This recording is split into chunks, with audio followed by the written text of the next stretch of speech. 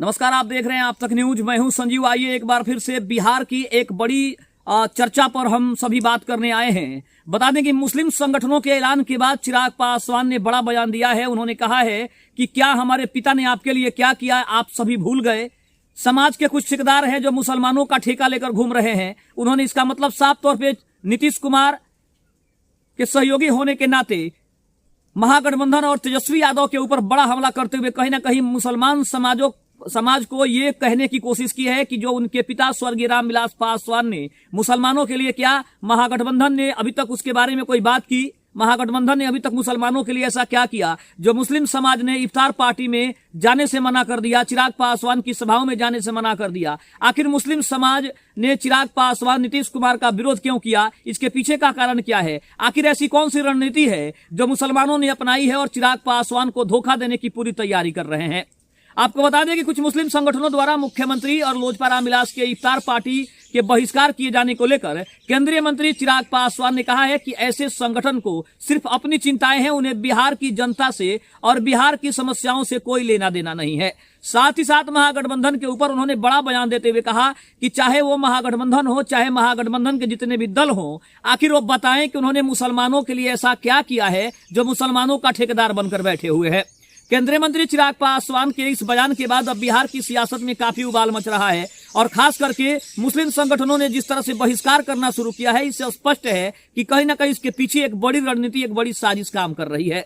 बता दें कि 2024 के लोकसभा चुनाव में चिराग पासवान को हर जाति के लोगों ने, हर समुदाय के लोगों ने वोट किया था। शायद यही कारण था कि चिराग पासवान ने 5 लोकसभा सीटें जीतने में कामयाब हासिल की थी। लेकिन अब देखा जाए तो जिस तरह से मुस्लिम संगठनों ने 2025 के विधानसभा चुनाव से पहले चिराग पासवान सरीखे नेताओं का बहिष्कार करना शुरू किया है, उसको देखकर यह जरूर कहा जा रहा है कि कहीं ना कहीं चिराग पासवान का गुस्सा जायज है, क्योंकि स्वर्गीय रामविलास पासवान ने मुसलमानों के हितों की जो बात की थी, मुसलमानों के हितों की जो चर्चा उन्होंने की थी और उसका आवाज उन्होंने उठाया था, उसके बाद से देखा जाए तो मुस्लिम संगठनों का चिराग पासवान से कट जाना विधानसभा चुनाव में एक बड़े नुकसान की ओर इशारा कर रहा है। बता दें कि बिहार के मुख्यमंत्री नीतीश कुमार की इफ्तार पार्टी को इमारतें सरिया सहित कई धार्मिक मुस्लिम संगठनों ने बायकॉट कर दिया है और लोजपा रामविलास के प्रमुख और केंद्रीय मंत्री चिराग पासवान की इस पर प्रतिक्रिया भी सामने आई है। चिराग पासवान ने कहा है कि ऐसे संगठनों को सिर्फ अपनी चिंताएं हैं, उन्होंने इस तरह का फैसला लिया है। इसके साथ उन्होंने बिहार में बढ़ती आपराधिक घटनाओं पर भी चिंता जताई है।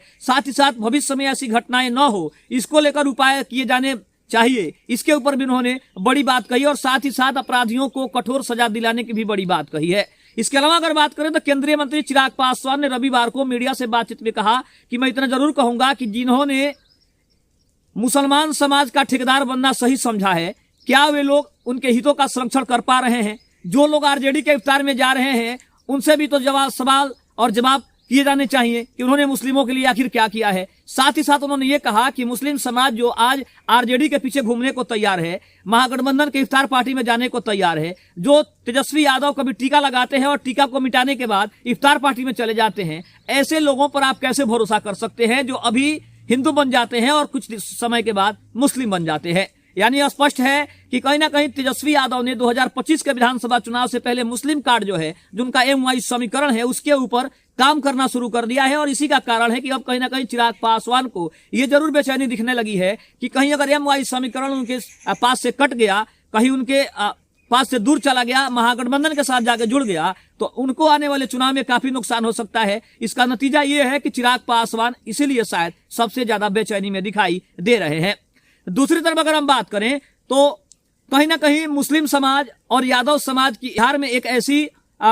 ये ताकत है जो अगर दोनों एनडीए से या फिर किसी भी गठबंधन से कट जाए तो आधा, अगर देखा जाए तो 50% वोट का जो वोट शेयर है वो कहीं ना कहीं अंतर पैदा कर सकता है किसी भी पार्टी को हराने में, जिताने में, सरकार बनाने में और सरकार गिनाने में। इन अगर देखा जाए तो चारों तरफ इसका महत्वपूर्ण एक मुद्दा है और ये काफी महत्वपूर्ण भी है कि MY समीकरण को जो पार्टी अपने साथ रखने में कामयाब हो पाएगी आने वाले चुनाव में, उसको कोई हरा नहीं सकता है, क्योंकि मुस्लिम और यादव समाज की अगर वोटों की संख्या को अगर हम देखा जाए तो कहीं ना कहीं 40 से 45% होती है और 45% वोट शेयर कहीं ना कहीं सरकार बनाने गिराने में महत्वपूर्ण भूमिका निभाता है। दूसरी तरफ अगर हम बात करें तो चिराग पासवान ने मुस्लिम संगठनों को इकट्ठा होने की बात कही है। उन्होंने कहा कि हम सभी जातियों के लिए, जो जाति समाज से कटी हुई है या फिर समाज में उसको दबा हुआ दिखाया जाता है या फिर उसके ऊपर कहीं ना कहीं दबाव बनाया जाता है। हम चाहते हैं कि बिहार में ऐसी कोई भी जाति ना हो जो अपने आप को पिछड़ा महसूस करे, अपने आप को कहीं ना कहीं लोगों से दबा हुआ महसूस करे। लेकिन अब मुस्लिम संगठनों ने जब ये राय अपना विचार बना ही लिया है कि वो सिर्फ महागठबंधन की इफ्तार पार्टी में जाएंगे, वो सिर्फ महागठबंधन के कार्यक्रमों में जाएंगे, तो उनके लिए मैं जरूर बताना चाहता हूं कि उनको महागठबंधन के नेताओं से जरूर पूछना चाहिए कि महागठबंधन के नेताओं ने या फिर महागठबंधन की सरकार ने मुस्लिमों के लिए ऐसा क्या किया है जो और मुसलमानों के ठेकेदार बने बैठे हुए हैं। यानी इशारा साफ था कि चाहे वो तेजस्वी यादव की सरकार बनी हो या फिर लालू प्रसाद यादव की सरकार बनी हो, मुस्लिमों को अगर कहीं ना कहीं देखा जाए तो उन्होंने क्या किया है इसके ऊपर चिराग पासवान का सबसे ज्यादा ध्यान है। और बार बार वो सवाल भी पूछ रहे हैं